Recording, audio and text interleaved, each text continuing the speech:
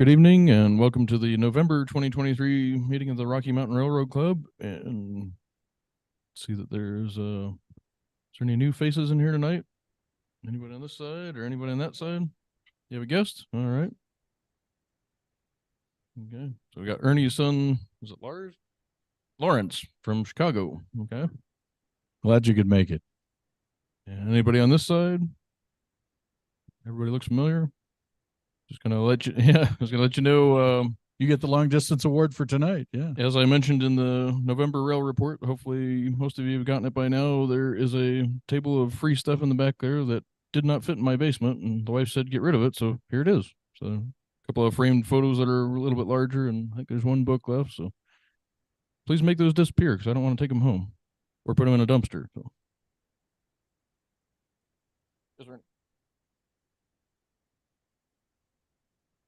I think those are gone already. Yeah. Yeah, right behind you. All right, over to you, Dave. All right. So for those people watching from afar, I am Dave Schaff, Vice President. This is Andy Dell, the President of the Rocky Mountain Railroad Club. This is the part of the meeting where we usually do some updates on current events. Chip, have you got something you'd like to come up and tell us? Come on over here. We got to get you on camera.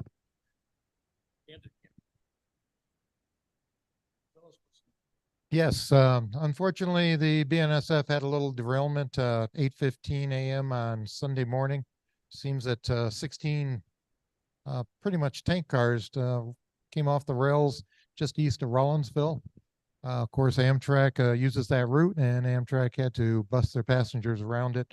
But as of this morning, this very morning, Amtrak is back on California Zephyr's normal route, and the derailment is being cleaned up by Halter.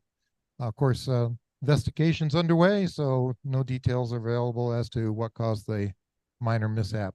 Though one news agency considered those cars passenger cars. God knows where they get that from. But yeah, not shh. It's a secret. It's a secret. Only us know. So anyways, the Colorado Pacific is painting up at this very month. Not one, but four of the former Burlington Northern Santa Fe Max, SD70 Max, down there in Alamosa. They hope to have them out next month. So if you're looking for something freshly painted, Alamosa will be the place to be. Back to you, Dave. Question, Pat?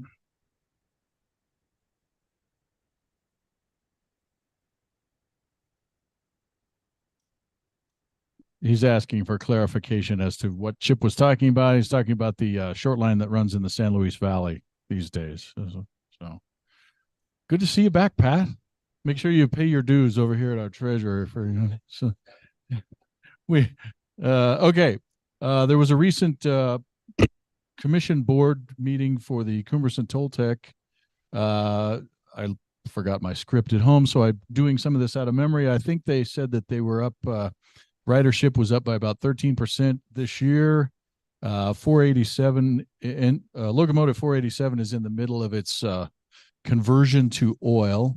Also, the CNTS is going to be buying a six-axle diesel from the White Pass and Yukon, not to do taking over passenger trips from steam, but it can save them a lot of money in that they usually keep a steam engine hot in Chama as a rescue engine if something would happen to the regular engine on the steep side. So that cuts down on the number of days that, towards your 1472 when they have to be rebuilt. So that will probably be stationed in Chama strictly to assist if there's a problem, or they can also use this six-axle diesel on ballast trains instead of having to tie up a steam engine on that. So for the people that would be quick to be worried that all the passenger trains on this Cumberson Toltec will soon be diesel, that's not the case.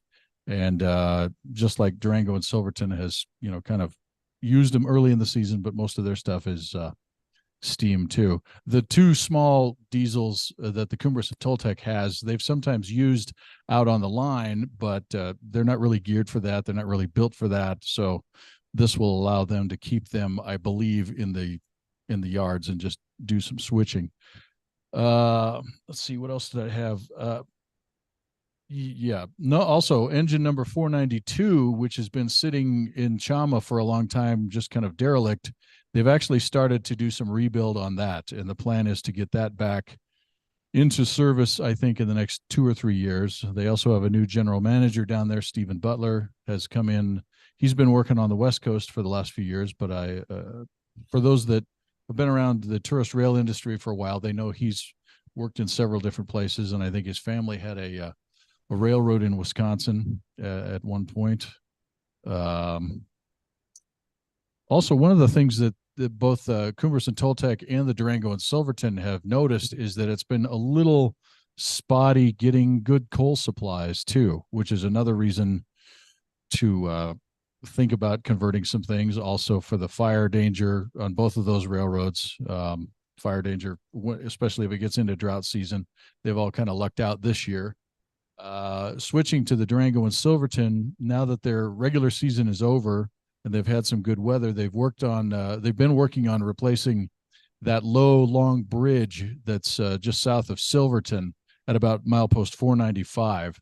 I know some people thought that it was picturesque, and was for doing photo run-bys and that type of thing. The new rebuild is concrete and steel, but it's driven down to maybe a more solid bedrock. And, there is precedent for replacing bridges. They had that washout in the early to mid 60s, about 5 miles south of there, where they've, replaced it with a much more modern bridge. So I know that people are whining about that, but, sometimes you have to do this to keep the thing viable, just like Cumbers and Toltec never had this good of ballast in the old days, and people are amazed at how well it rides, and it doesn't beat up the equipment quite so bad. So, just in the last few days, there was a railfan charter fan trip Argentina that had a low speed rollover. I think it was like steam engine and 8 cars went off. From what I understand, nobody was seriously hurt, but I don't know what kind of shape the equipment is in. Do you guys remember the name of that railroad? I know it's a 75 centimeter railroad. Patagonia. Yeah. Say that one more time, please. What he said. Yes. Yes. Okay. But while I'm thinking of it, if everybody would silence their phones, that would be great, so that it doesn't interrupt our program when I get around to introducing to that. Also, next month, we will have our annual election. I know that's a big thing, and everybody wants to be here for that. And everybody wants to run away. Yes. So that's when we elect our board members and officers for the next year. And we usually have cookies and soda.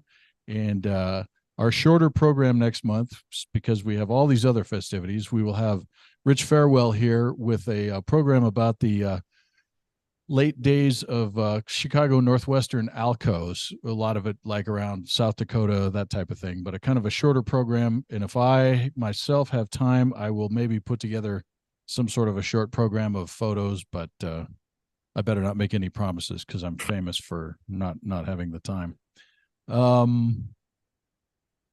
All right. I think at that point, unless we have other announcements, come on up here, Nathan. Ladies and gentlemen, Nathan Holmes approaching the microphone. Yes, I'm announcing my permanent. I'm putting my better side forward, Dave. It's a tough crowd. Where was I going with this? I'm not standing up here because I'm a beauty queen. On the express bus. No, what I was going to say is, as Andy already mentioned, the club got a donation of stuff a while back from a former member that passed away. Some of those are the prints that you see in the back of the room. Others of that are books that that are going into the grant program to be sold to raise money. And then there's a third category of stuff. The stuff that took over Andy's house, and then he filled my car with it, and then it took over my house. Most of it wasn't of the level of which we would want to, it would make sense to sell to raise money for the grant program, but it's too good to get rid of.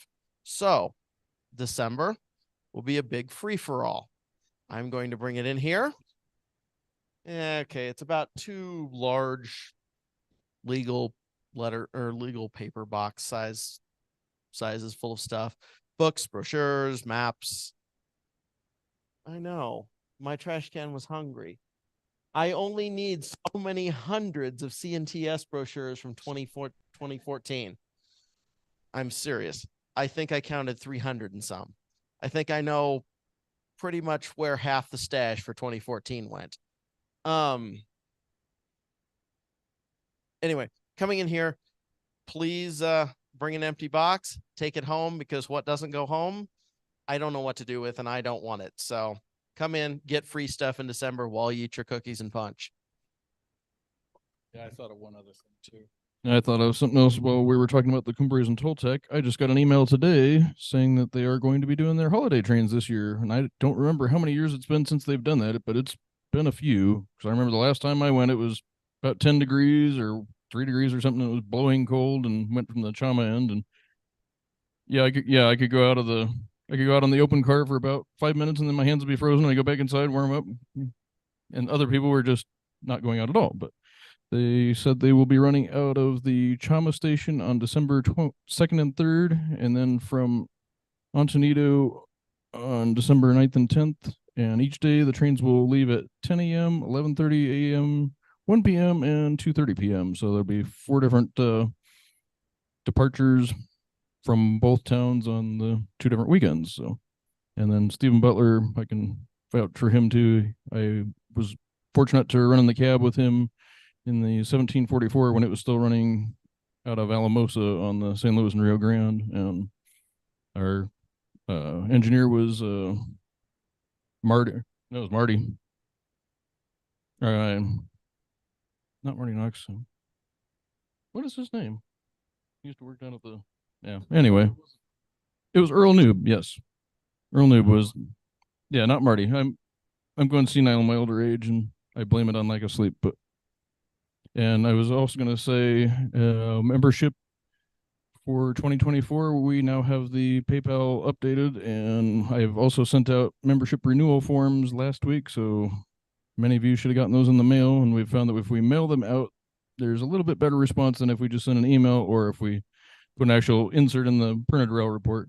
So if you're getting an actual envelope in the mail, you might tend to open it. And so we've gotten a few, about a dozen and a half renewals in on the PayPal already, and probably a few checks that have arrived at the PO box, and we'll be getting those deposited. And hopefully by end of February, early March, somewhere in there, we'll get everything all tallied up and get the membership cards out a little bit earlier than we did last year, but no promises. Like Dave said, I take no responsibility for my lack of time, and yeah. So I thought of a couple other things too. I think most people that have looked at our website know that we have kind of a news and picture page that Wally Wirt has been sort of managing for us for a long time, and he's needing to step back from that. So if we have anybody that is interested in possibly kind of taking that on, I don't think it's terribly complicated, but you could talk to one of us after the meeting. Also, some of you may know that we also have a Facebook page in order to reach a different audience. You know, things pop up there all the time, different pictures, different stories, that type of thing. Also, I noticed that the Leadville, Colorado and Southern Tourist Railroad up there in Leadville, they recently were able to make a trip farther around their track. I guess they've worked on it some and get closer to the Climax mine. They haven't been up that way in a long time, and I think they have plans to maybe try and run a few special trains next year that'll get farther up there. I don't know any details, but I guess somebody could probably call their office or check their website and see if there might be trains that go a little bit farther for those that are interested in that rare mileage. And they're running a holiday train as well. And also, for people that haven't been to one of our meetings, if you come to one of our meetings and you join and become a current paid member, we will give you a copy of our club history. Now, this is the club history up to from 1938 to 2003. So obviously we need to catch up on the last 20 years, but that's a little bonus to entice you to join our August group here. All right, now I would like to introduce Bill Kepner. He is agreed to do a show for us. We thought at one point he might be able to get here, but tonight he's going to do this remotely from his home in northern Colorado. So, Bill, if you're there, why don't you tell us what you're going to show us? Okay, I'm going to talk about 50 years of preservation on the Cumbers and Toltec. And by the way, I think it was 2019 when they last ran a Christmas train. So I will share my screen, and here we go. Got it? I see my screen. Do you guys see my screen? Yeah, we're good, sir. All right.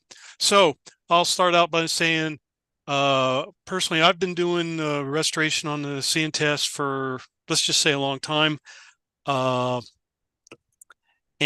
one of the things that impresses me the most is that it's a whole lot harder to preserve an entire railroad than it is just a couple of museum pieces. So the CNTS, of course, is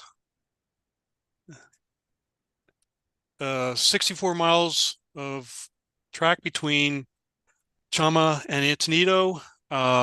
Goes through a lot of different scenery. They've got, depending on how you count, let's say 7 or 8 locomotives. Everything from the 492 that they're restoring to the 168. So a lot of steam engines there. We also got a lot of freight equipment, and between the freight equipment and other maintenance away, I think we are close to about 150 pieces of equipment that has been preserved. Included in that is a set of historic passenger cars that didn't exist about 5 years ago. Through the efforts of both the Friends of CNTS and the railroad, where there's now a historic train that is run a couple times a year. And of course, the CNTS has 3 remote section towns. I guess that's the best way to call them. Osier, Sublette, which is here, and Cumbres. And of course, Chama, everybody knows about Chama. Historic depot, roundhouse, and a couple other things. So the preservation effort started actually in the 50s with Bob Richardson basically broadcasting throughout narrow gauge land that he felt that the narrow gauge was in danger. And through the 60s, they started feeling like it was really in danger. So there's efforts by a lot of people to raise awareness and try to preserve the railroad. And this was an article out of the New Mexico magazine. And going back and looking at that stuff now, it's really kind of interesting seeing what the people back 60 years ago felt about the narrow gauge.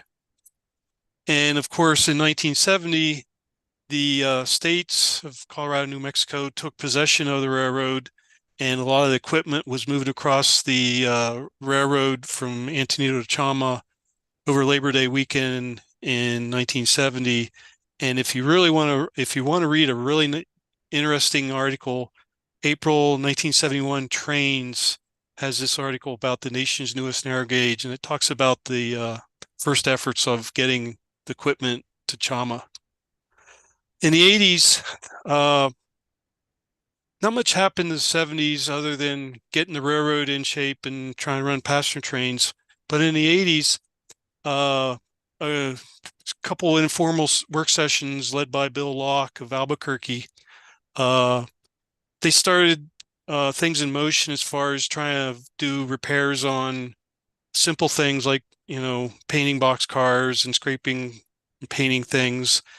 And then by the 1988, the Friends of the Cumbers and Toltec was formed, and that organization has grown into about 2,200, 2,500 members worldwide. We'll talk a little bit about equipment. Like I said, there's a lot of interesting pieces of equipment. Box cars, and now my numbers may be a little off depending on how you count things, but there's about 30 box cars on the property. Right now, I think about 8 are roadable or usable in trains. Many of the box cars are used for storage, and many of the current box cars were converted from the old CNTS passenger box cars, which were actually originally box cars converted into passenger cars. So we'll talk a little about that. And having box cars in your trains make it look like a realistic train there. And just it's kind of great that we have all those box cars available to us for charter trains. Here's a set of the passenger box cars from the early 80s. Before the railroad was able to build replica passenger cars, you rode the railroad from end to end in these box cars on plastic seats. And I think anybody that did that at that time still remembers, and their rear end may still hurt from that time. So the new passenger cars were welcome, but that meant that the passenger box cars could be converted back into regular box cars. And see, here's a box car or P-box that they've started the process of turning back into a box car. And usually there's a fair amount of wood that needs to be replaced. The P-box has exposed some of the structural members, and those were usually needed and replaced when we converted them back. And over a couple years, maybe 2 or 3 years at the most, the P-box becomes a box car and eventually gets painted. Then there's another set of cars that just are getting upgraded. I think this was one of the cars that came from Durango in a trade a couple years ago, and we are in the process of replacing some of the bad wood, and that'll get painted and put back into service. Some of the cars were converted into rider cars, and these are used on charter passenger or charter freight trains or photo specials. And these are outfitted with benches inside and doors between the cars, and the ability to keep the doors open with guards or fencing like on the doors so you can lean out but not fall out. There's actually 2 standard gauge box cars on the property, and these came from Alamosa, where they were sitting on an isolated track until about 1990.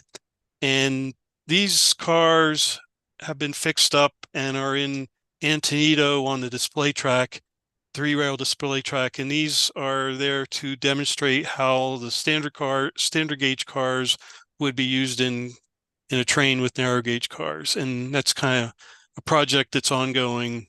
And over the next couple of years, I think we're going to add some more narrow gauge cars to that display train. Cabooses. There's 4 cabooses officially on the roster. All 4 are usable. 0306 was a converted box car. 5635 was a converted stock car. And if you look hard enough, you'll find that RGS 0400 is hidden away in the storage facility, but that's not owned by the CNTS right now. And that's the caboose fleet. One of the rare times I've ever seen all 4 cabooses together. 0503 was originally one of the cars that was sold to the states of Colorado, New Mexico in 1970. And over the years, it's been maintained, and about 15 years ago went through a massive upgrade and refurbishment. And it is outfitted. It's still all original inside, so it's available for charter and special freight trains. 0579 was actually in the movie Denver and Rio Grande. In that movie, it was actually painted green and suffered damage at the end of the movie because it was in one of the trains that was wrecked. It had found its way back to the Cumbres and Toltec probably in the late 70s, and it sat at the end of the yard there for a number of years, kind of ignored by everybody because it was so run down and bastardized that people kind of ignored it. And about 1995, a couple of us started looking at it and realized that it was actually a real caboose. And so we started a project to restore that. That was some of the damage that it suffered from the train wreck. And over the next couple of years, we fixed that damage. We started putting all the safety appliances and necessary equipment to put that back into service. And, everything from truss rods and replaced not a lot of the siding, but we replaced the roof and cupola. A lot of stuff with the cupola had to be replaced. And, it took overall about 9 years to get that car back into roadable condition. Everything on that car that was metal had been removed, so we had to replace all that. The interior had been severely trashed, and so over the next couple of years, we researched what the interior would have looked like and rebuilt that, looking original as much as possible. And in general, I think we captured the essence of the interior of a caboose. We went and we needed caboose trucks, and we built the caboose trucks up like the Rio Grande would, where we got the journal boxes. We found those in the scrap pile. We bought some new leaf springs, built a spring plank, and modified the bolster, and built the trucks up over the course of a week, and got them underneath the car. Brake system had to be completely rebuilt. We were aided by two things. One was we found the plans for caboose 0578. The plans were actually in Model Railroader, and we were able to use those as sort of the blueprints for rebuilding the brake system. Unfortunately, we had to do that with no pit and no solid floor. We worked out on what we called the rip track in Antonito, and which meant laying on the rails and ties and the ballast. But over the course of several years, we got all the brake components rebuilt, and it all worked the first time. We were also lucky that some of the pieces from RGS 0401, which had been blown up in Boulder in 1958, they still existed in a Boulder warehouse.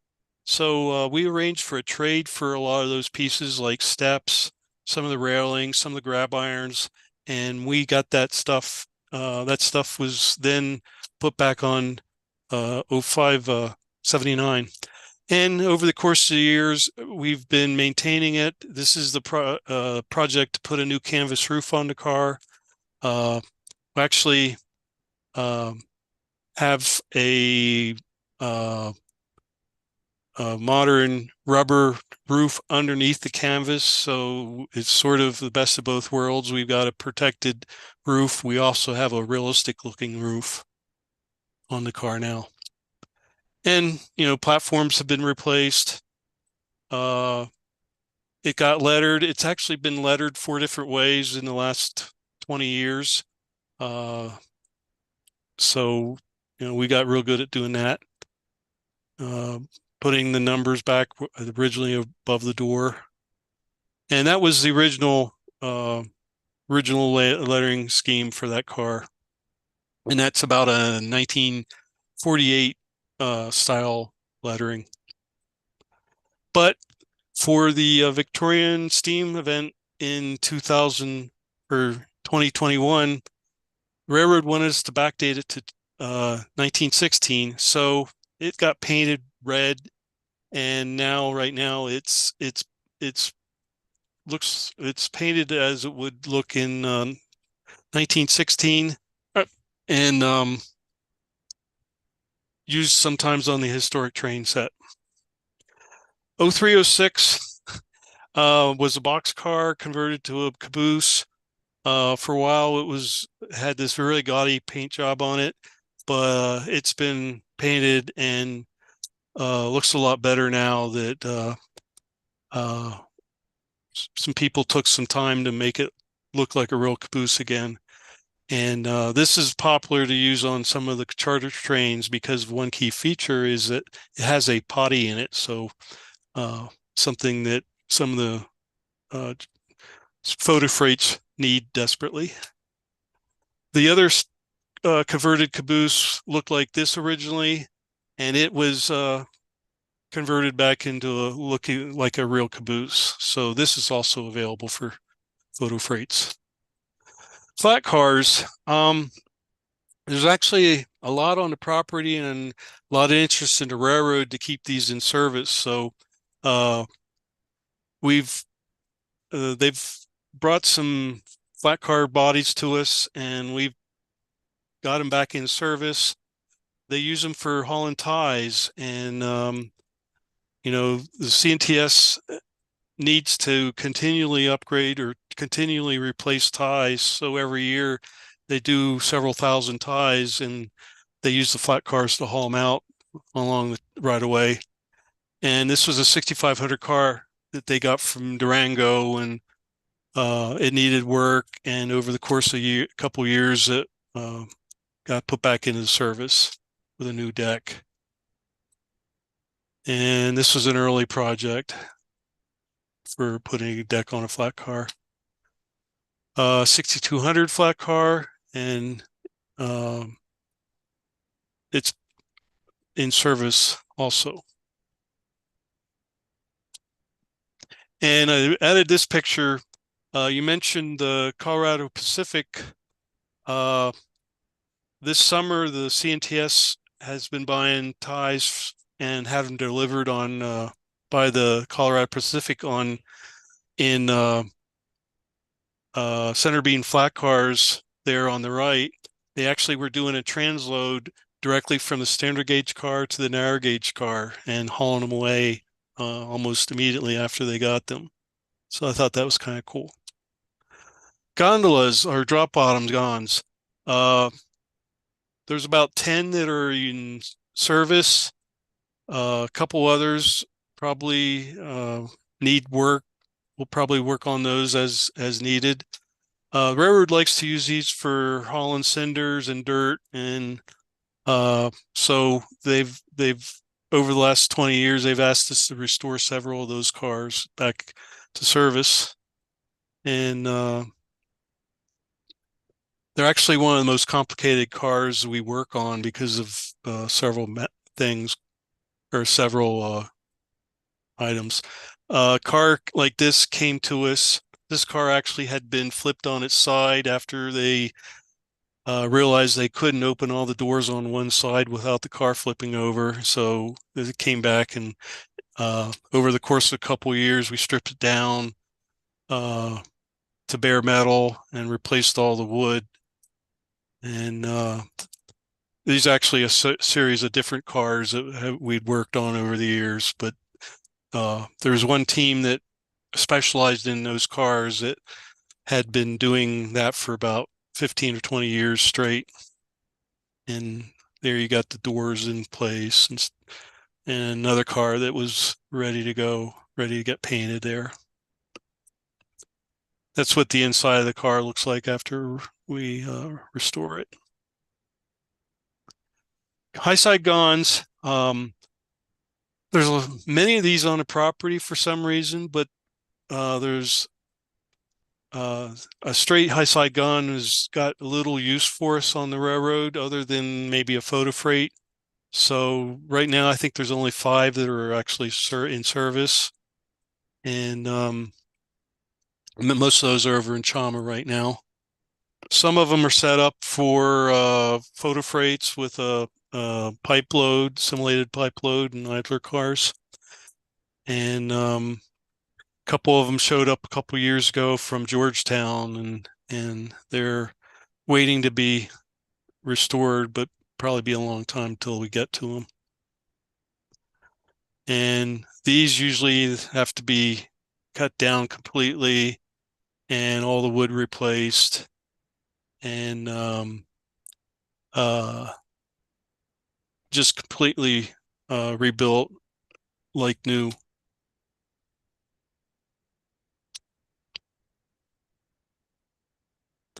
And Car 1000 is currently underway in Chama. I actually saw a video on the process of putting the brake pipe in, or brake line, train line back in. If you're on Facebook, you can look up some videos from Friends of Cumbers and Toltec, and there's a current video on the work we're doing on that car. And some of those high side guns get converted into rider guns where there's room on the ends to go between cars and benches. These are not, these particular cars are not used on a regular basis, but they're available for special trains or other trains that may need more than one rider car or one open gun. And try to letter them realistically and accurately. Maintenance way equipment, the lettered equipment, like the bigger stuff like Derek OP and some of the flangers. The friends have done a lot of work in trying to keep these maintained, and they were pretty much all rebuilt.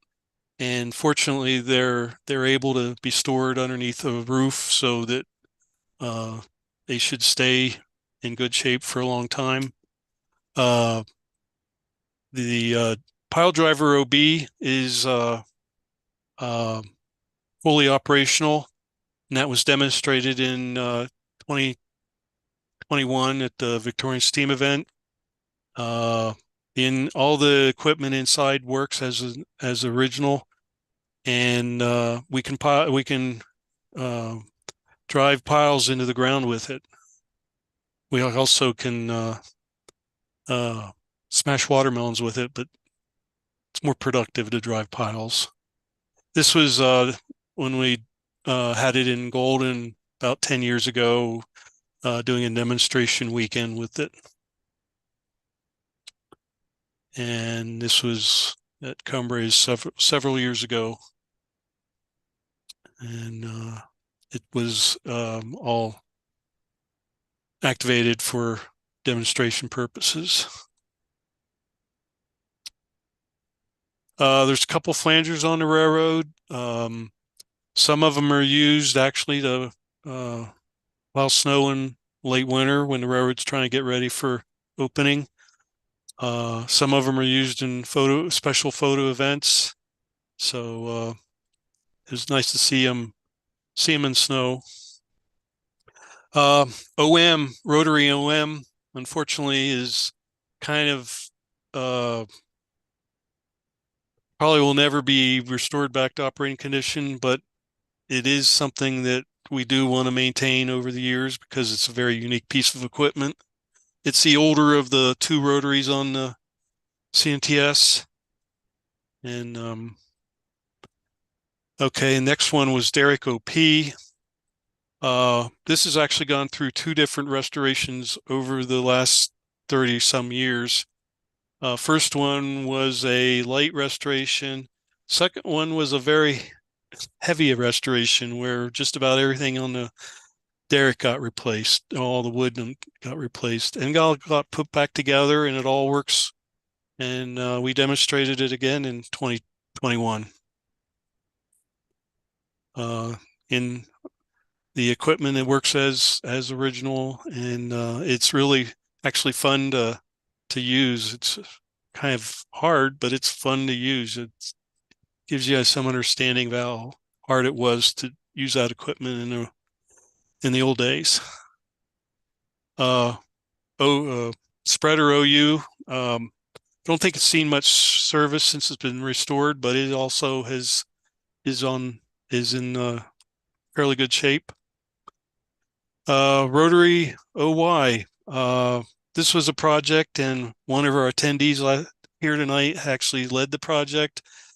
And I think over the course of 2 or 3 years, the body was extensively overhauled, and the railroad actually overhauled the operating mechanisms, but the Friends of the CNTS did all the body work and replaced the roof and things like that. And it was used then in winter 2020 on the special event out at Chama, and put on a great show for 2 days. And there were a lot of happy photographers that got to see it running. The numbered maintenance away equipment, there's about 16 pieces of this equipment, and for various types of equipment, and most of the cars are usable in one way or another. There's a bunch of bunk cars that survived, and some are in Chama used as office. Some are actually outfitted as bunk cars, and volunteers can use those during a work session. In Antonito, we have them set up with mattresses and beds, and actually clean floors, and actually a nice, not a bad way to spend a week. There's a couple water cars that were converted tank cars that the railroad uses occasionally, and friends have painted those and lettered those. Cook car 0503. It's one time was an RPO, and was restored back to its configuration as a rotary OY cook car. And during that project, we had to do some sill work, replace all the siding, and a lot of the other things on that car. And recently it's got new platforms and steps. Wheel and tie car was fully restored, Chama. There's a couple other maintenance away cars. This one is a cable car, and it was a 4000 series box car, and put in a maintenance away service. Okay, talk a little bit about some of the historic passenger cars. This was a set of 3 cars that the railroad had restored on their own using grants from various places, and they use this train set a couple times a year. They're currently building a storage facility for this so that it'll stay in better shape than it has. In the past couple of years, the paint on this really got beat up sitting outside. And this was a temporary restoration facility in Antonito. The railroad restored car 256 and 292. And currently they're working on Pay Car F, which will be a parlor car-like configuration for their historic train. There's also another set of passenger cars that the Friends have been working on, and this includes an RPO, the tourist sleeper, and currently there's a baggage car being restored. But this is the tourist sleeper. The project started, I think the friends acquired this body of the car in 1993, and then about 20 years ago they moved it to Antonito, and the interior had been gutted and was had been used as a maintenance way outfit car. And over the course of about 12 years in Colorado Springs, this was team worked on that about every twice a month for about 12 years, and restored that back into operating condition. A lot of the wood was replaced. There was metal reinforcements made to the frame, bolster work done underneath the car, and new roof, and platforms, steps, and everything. And while this was going on in Colorado Springs, a group of people at regular work sessions in Antonito built a set of trucks for that car. And these are composite trucks, a combination of wood and steel, all back to original plans. And these were ready when the car was shipped back to Antonito. This is when the car was unloaded. It was we were able to put it right back on the trucks there. So and the interior has been restored as a sleeping car configuration.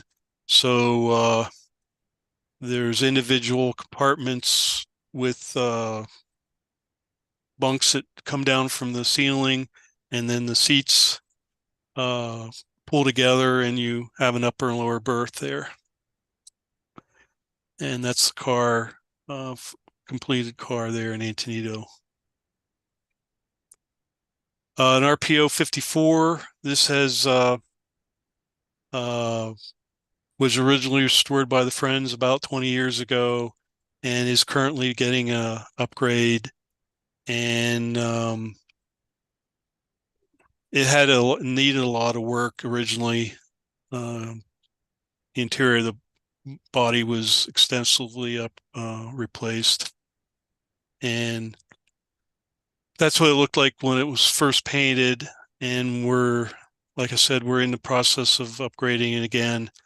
It also this had been in the 60s. The Rio Grande stole a lot of passenger car trucks off of the remaining passenger cars that weren't used for the Silverton train, and those trucks were used on new cars that the Rio Grande built. So they built these, or converted these freight trucks, put them underneath those cars, and now the Friends are in the process of building replica trucks to put underneath those cars again, so they look a lot better, a lot like original. And this is the baggage car that's currently underway and in Colorado Springs, and you can see it needed a lot of work, but the team down there is making great progress, and expect to have that back in service in a couple years. Refrigerator cars. There's 5 cars on the property. 4 of them are the longer cars. One is the short reefer. I wanted to make a note here that the car 55 was one of the cars that was just basically a wooden box, and over a couple of years the team completely restored that to operating condition. And that's 3 of the longer cars, 40-foot cars.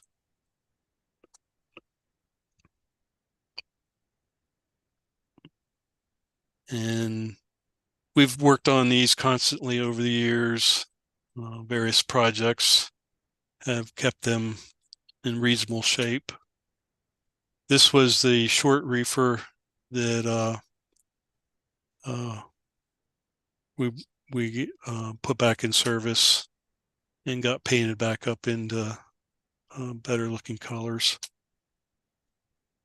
And this summer they did some research on the orange reefer paint job and painted one of the cars in that scheme. Stock cars, I think we've got about 11 overall, and about 8 of them are in service. And it's nice to have a lot of these stock cars. And someday I think we'll have a very long stock car photo freight. And this was one of the shorter ones we did probably about 6 or 7 years ago. Stock cars generally need a lot of wood replaced because the wood is all out in the open and not protected. So we have another team in Chama that specializes in restoring these. And you can see generally they need a lot of work when we start working on them. The stock cars, of course, had no metal roofs. They were just wooden planks. So a lot of times, a lot of the wood on the roof needs replaced. Another example of a car. And putting some of the sills back on it. And that car is just about ready to be painted and put back into service. This was there was a set of longer stock cars, 36 feet long, and we got this car probably I'm guessing about 15 years ago, and it's been restored completely and put back in service.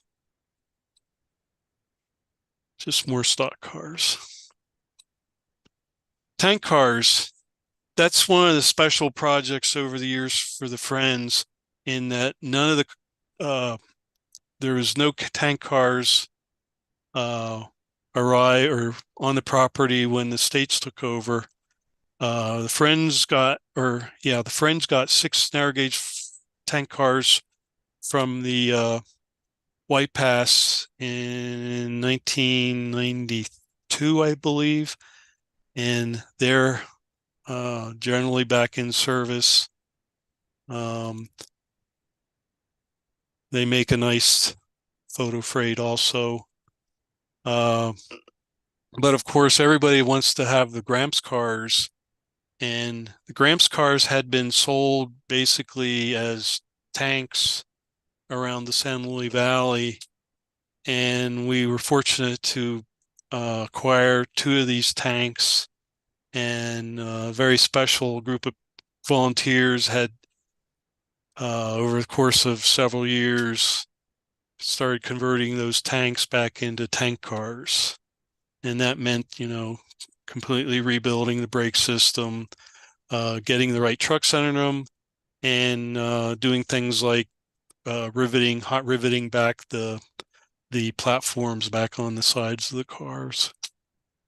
And that's one of the hot rivets we put on, which was actually a very satisfying project, because it's one of those things you just don't see done much anymore.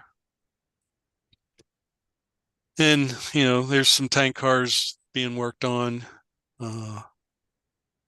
various stages of restoration. And they generally need new draft gear and couplers. And you can see the team working on that. And painting the Gramp cars is actually takes a lot of work, because you either have to mask in all those letters, or like they're shown there, we have Mylar stencils that they use to get that right.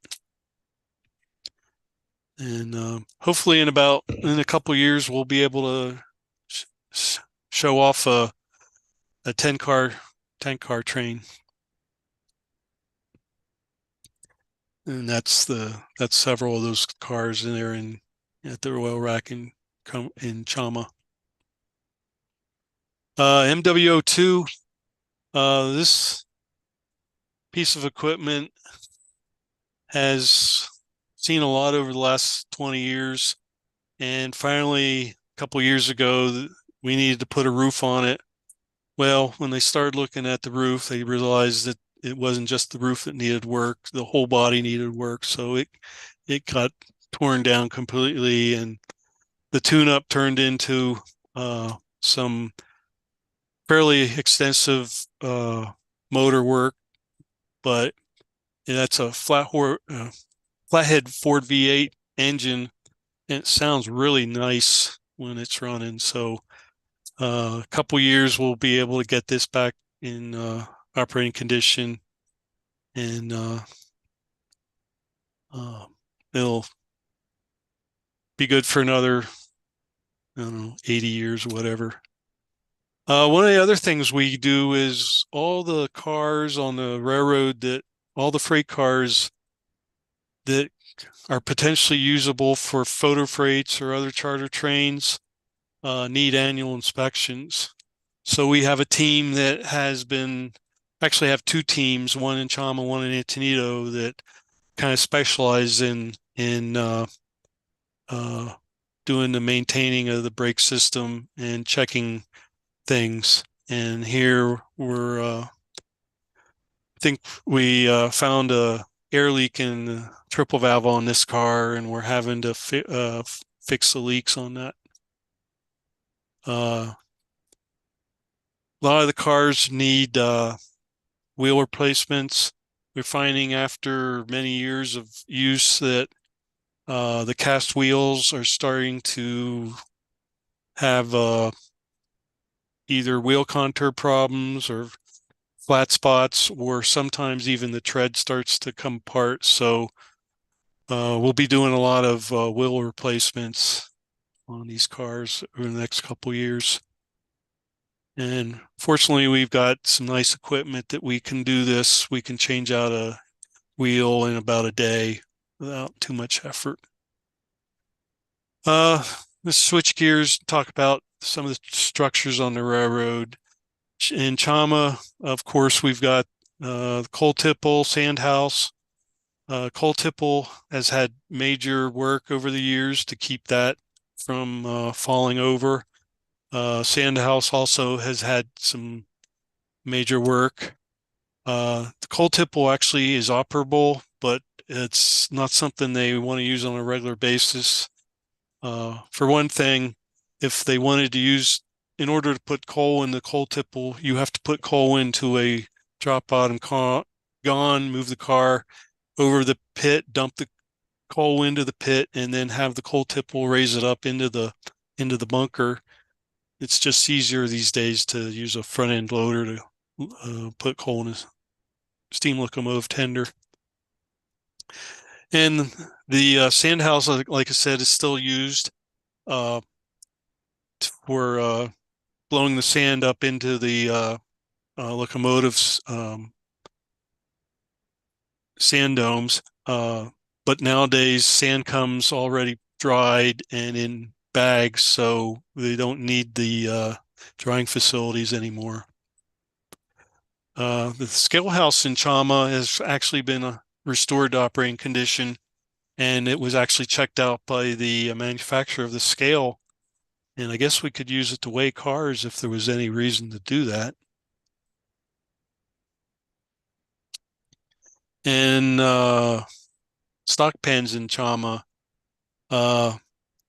being wood, they need a lot of restoration help, and it's going to be a lot of work to work on these because of just the magnitude of all the wood that's there. We also find that the grass grows really nicely in the stock pens for some reason. There's a log bunkhouse there in Chama. It's used for our chronicling crew as office space, but it's been maintained over the years also. And of course, the oil dock there in Chama has also been restored, and it's all ready to go if they ever frack the Chama oil fields. In Cumbres, there's several several buildings that have been restored. The car inspector's house looked really bad in the 80s, and a lot of people thought it was unrestorable. The sills the building sits on had rotted, so the decision had been made to disassemble the building and put a new foundation underneath it. And here's the process of putting the building back together. And it's right now just about the exterior is all done, and now we're working on the interior. And that will be outfitted so that docents could stay there during the summer to show people around the property and explain Cumbres and the purpose of Cumbres for the railroad. And the interior's been restored, or in the process of being restored, with beadboard and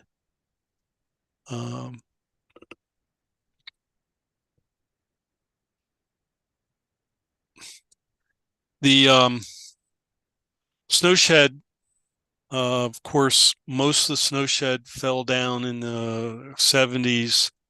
There was some part of it was left by the time the Friends were formed, and over the last 20 years, snow shed has had some of the major structural members being replaced, so it's in fairly good shape and usable. Well, protecting cars or protecting stuff from being snowed in. The section house in Cumbres has also seen a lot of work over the years. One of the things that they realized was, since originally the building had no insulation in the roof, when it was used in service, the coal stoves in the building generated enough heat that the roof was kept fairly free of snow buildup. But then after these buildings weren't used anymore, snow would build up on them and cause problems with the rafters. And over the years, Friends have done a lot of work on the rafters on these buildings to keep them sound. And sublet, it's saw a lot of work in the early 90s. Buildings then were restored, painted white. White is the abandonment color that the Rio Grande used in the 60s. And currently the buildings there are going through some work. Last summer, they put a new roof on the section house, and work will continue this year on some of the other wooden porch roofs and other siding issues. Osier is actually one of my favorite places on the railroad, and when I was working there on one of the projects, it takes about 40 minutes to get there from the nearest paved road. So if you're staying in the campground in Antonito, getting to work is about a 40-minute commute. And but it's worth it, given you can see the trains come in every day, and that project started off. The section house in the early 90s was in pretty bad shape. The shed roof on the front there was added for the as the cook area. Before there was the new dining hall was built, the railroad used that building for cooking the meals, and there was no roofed area for people to actually eat their meals. So a lot of times if it rained, you ended up getting your food and running back into the train and eating in the train. Well, now these buildings are no longer needed for that. So in the 90s, a team started working on these buildings and restoring them so that they could be used again as a housing facility. And I don't know if they're currently used, but the kitchen crew had been staying there during the summers so that they didn't have to commute back into Antonito every day. And you can see the building got quite a bit of work and everything. The station Osier also had major work done to it. It's actually lifted up out of the ground and the foundation rebuilt underneath it. And then they restored the interior. And if you ride the train to Osier, most of the time you can get the docents will open up the depot after the before the train's ready to leave and let the passengers see what the interior this building looks like. And another structure in Osier was this coal dock, and this is about 1993, and you can see it was just about gone, and the team rebuilt that so that this could be used to recoal, put coal in the tenders there if needed. Stock pens were in pretty sad shape too back then, and they've been rebuilt. The other structures we've worked on is pump house, the lava pump house, which is along Las Piñas River. And over the last couple of years, the masonry's been repointed and the roof rebuilt. And we're in the process of putting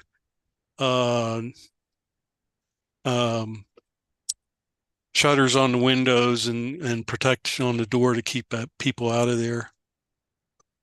You can see all the roof rafter work that had been done there. Along the right of way, there's a lot of things that actually need to be done.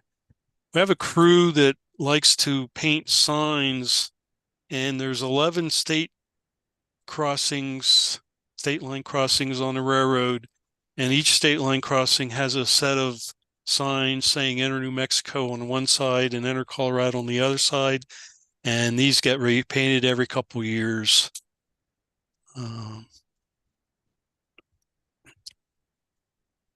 There's 64 miles worth of mileposts that they maintain. This is the milepost there at Tanglefoot Curve.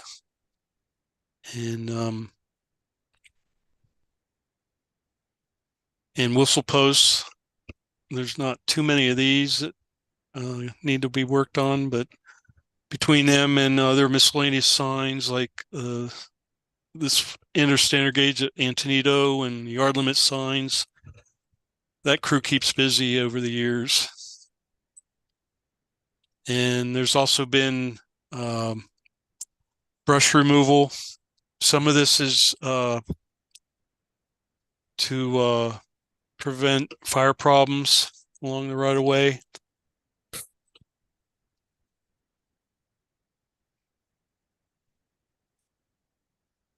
And then there's 6 or 7 telegrapher booths that periodically need work. There's a project underway next year to restore several of these. Track projects. So the actual main line of the railroad and the yard trackage is always maintained by the CNTS track crew. But over the course of the last 30 years, there's been several track projects. We built a 3-rail display track in Antonito. Put in a 3-rail switch there in Antonito. And got that all back together. That was originally out of Alamosa that they had. This was the last 3-rail switch in Alamosa that the Rio Grande donated to the Cumbres and Toltec. Crew went up there and disassembled it and then put it back together in Antonito. Another kind of unique project was this project in Osier, where we moved the spur back into its original location, and that required us moving the entire track over about 40 feet and rebuilding it, putting in new ties, tamping some high quality native ballast, and getting that track back available where it could be used for setting out cars. Talk a little bit about some of our restoration facilities.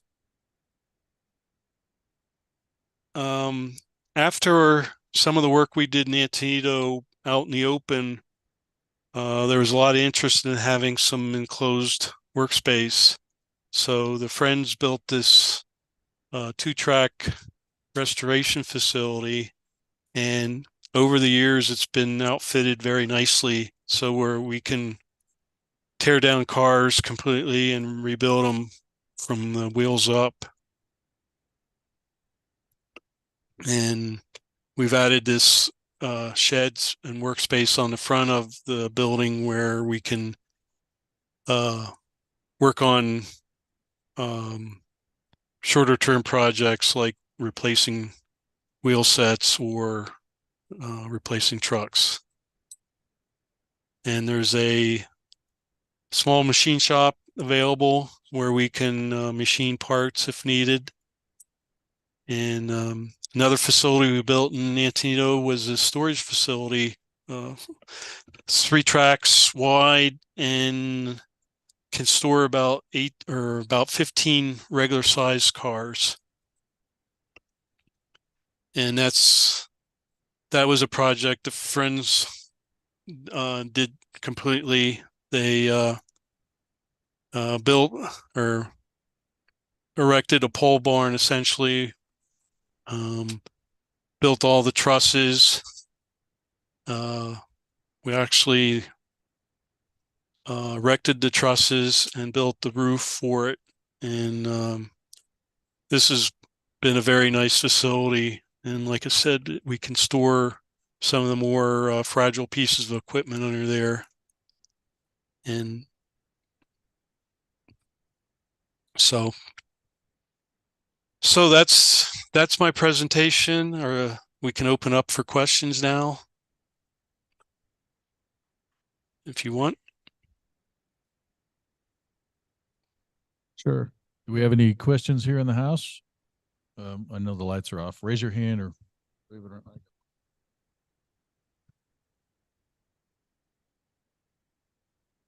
Hey, Bill, Chip here. Yeah. Great presentation.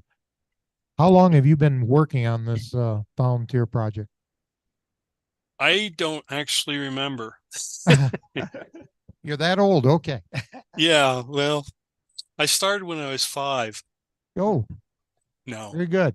I actually was there 1 year before the Friends were founded. So whatever the numbers are for that. So, but yeah, I've been back every year since.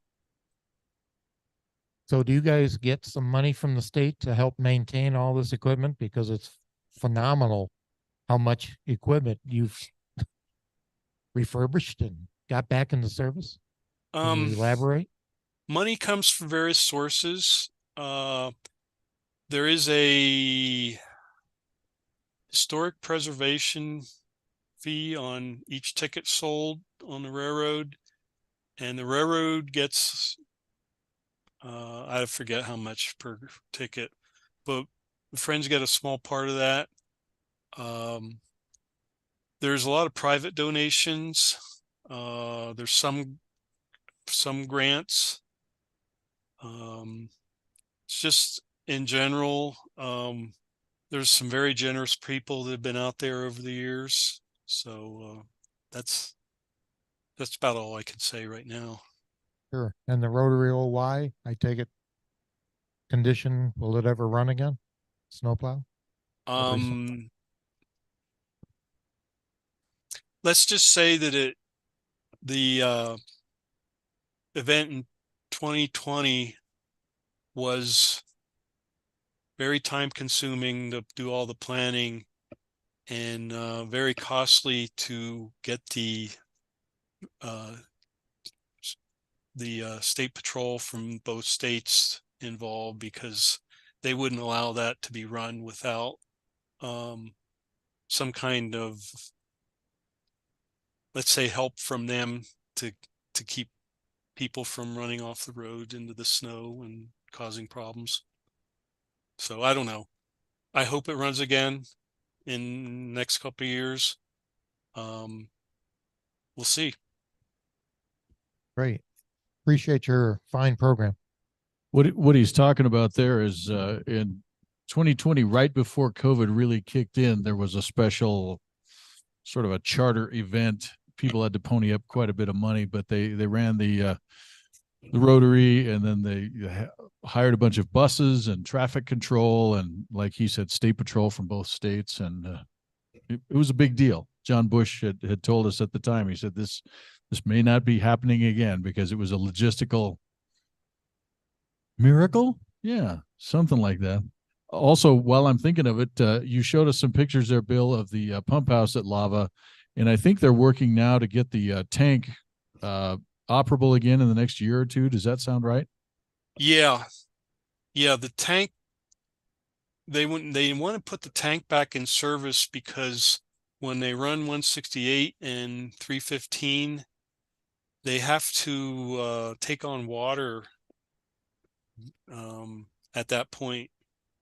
And right now, what they're having to do is drag one of those water cars that I showed you out there and fill the tenders with a gasoline pump, which takes about 15 minutes. And they figure if they get the tank there, they can the watering will take only about 5 minutes out of the tank. So yeah, the plan would be. I think I read that they had to refill that tank car, I don't know, 20 something times this summer. I don't think it was that much. Okay, maybe I'm wrong. But so the plan would be, at this point, not to restore the pipe from the river level, but to fill the tank with water that was hauled up in the tank cars. If that makes sense. Let me bring you a mic here, Pat, because all the people that are on Zoom can't hear your questions. So, well, it's just a follow up on the lava houses. Can you explain that a little more? You were talking, because I noticed at on the left hand side of the picture, there's some kind of something buried in rock right there. What was that? There was, okay, so I believe there was in later years, a Fairbanks Morse pump powered motor diesel pump that pumped water out of the river up to the tank. And I believe that metal tank you saw on the side there was for the oil for that motor, that diesel motor for the pump. Nathan, do we have any questions from folks that are online or Zoom or anything? Bill, this is Rick Lively. I just had a comment about the Osher Depot. Sure. They actually have switched that over so that the the depot is being managed by the group that's on site all the time for meals. And so if you're anybody that's going out to OSHA or driving out there, the depot should be open, most hours as long as the station is open. Good. Yeah, Good. that allows the docents to concentrate on the passengers and maybe get some food too. So, Great. Thank you for that information.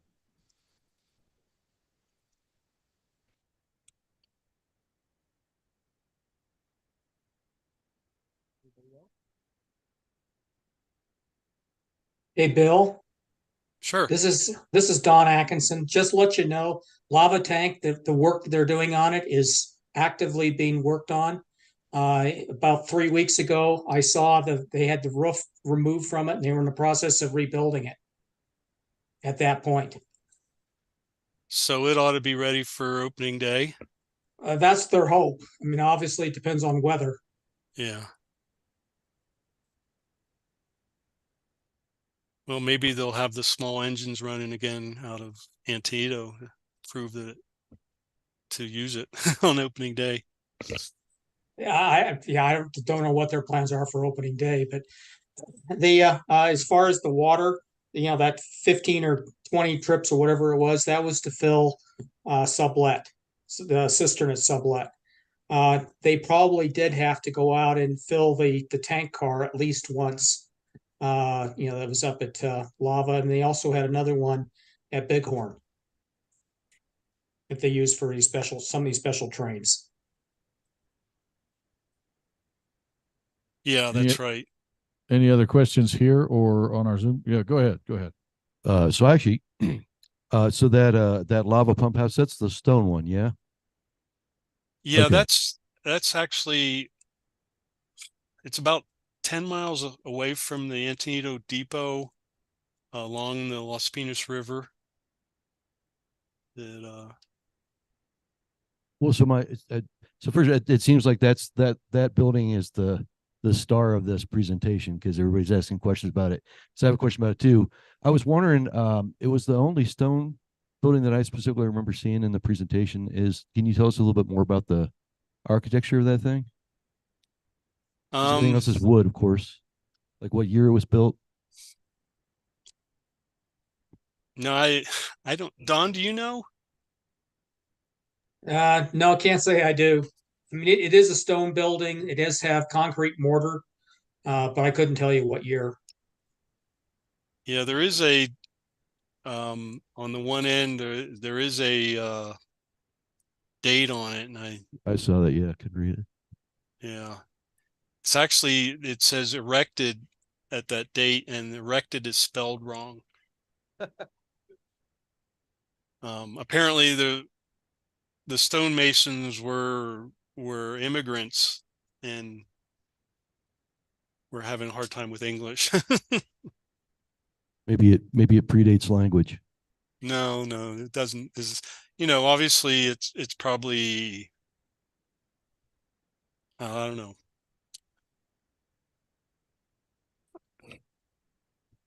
Anybody else? So I think that we saw you doing a refrigerator car, and I wonder what the insulation was that they took out of there or put back. Horsehair? Ah, okay. So that would be like felt. Yeah. I remember a friend that lived in a little cottage, but which would have been rented to a railroad employee. When they took it down, they had taken the insulation out of these cars and insulated these houses, and they were felt.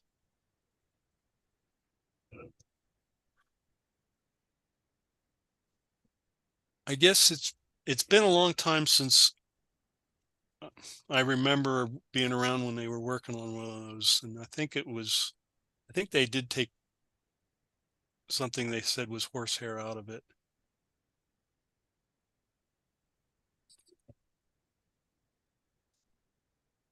Go ahead, Pat, if you have a question. Yeah, I was wondering about on the pile drivers.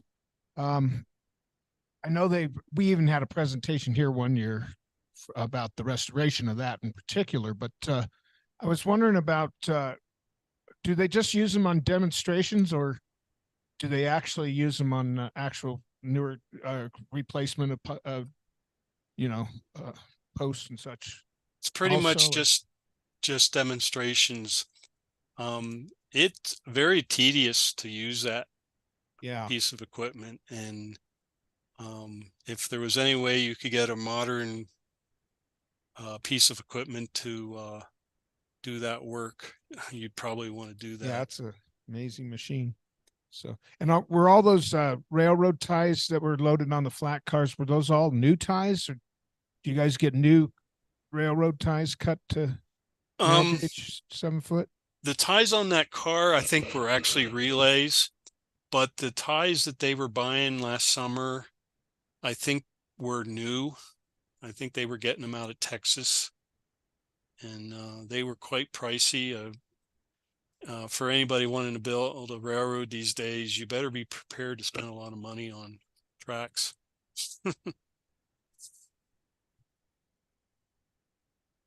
Anybody else?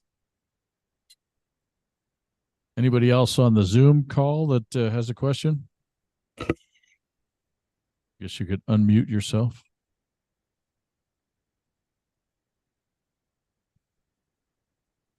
Hearing none. Bill, you've shown us all the wonderful work the Friends does tonight.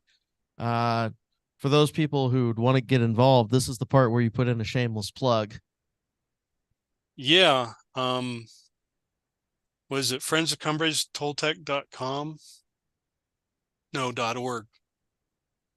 I should have put that up at the screen, but I'll do a real nice plug. If anybody wants to help inspect brake systems and clean brake systems, I know the team leader for that project, and we'll be working in the last 2 weeks of May in Antietam on that. So you can always use help. Well, we sure thank you for making this presentation for us, Bill. Well, I hope it. A question was, did you ever work with Bob Tully maybe on any of the projects at the Railroad Museum in Golden? No, well, I actually worked with Bob quite a bit. One of the things I'll add there was Bob was the project committee lead for many years around year 2000. And when we were starting to think about painting the 0579, was about the time he was painting the 0578 in Golden. So he had me painting that car there in Golden.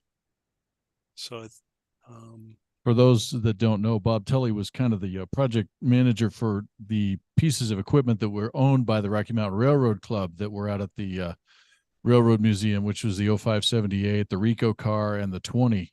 The club still owned them at that time, and so they got fairly regular paint. That none of them were. Well, I guess some of those pieces were operating, but yeah, I think that's what you're talking about too, right, Bill? Yeah.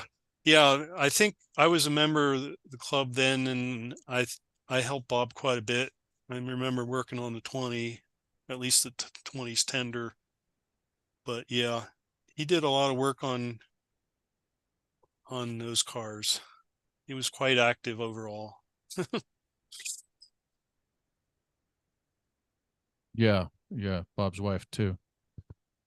And lots of the club members used to go out there and work on that. And we're glad they did and kept that stuff maintained. And we're glad that everybody came down here tonight. It's good to see people here in house. I know it's easy to stay home, and some of people like to stay home and watch it on the computer, but we're glad to see your shining faces here and have a little fellowship or something like that. All right, if there's no other questions, I guess we'll let Bill go. Bill, you could unshare your picture and you could wave goodbye or something if you want to. So it's up to you.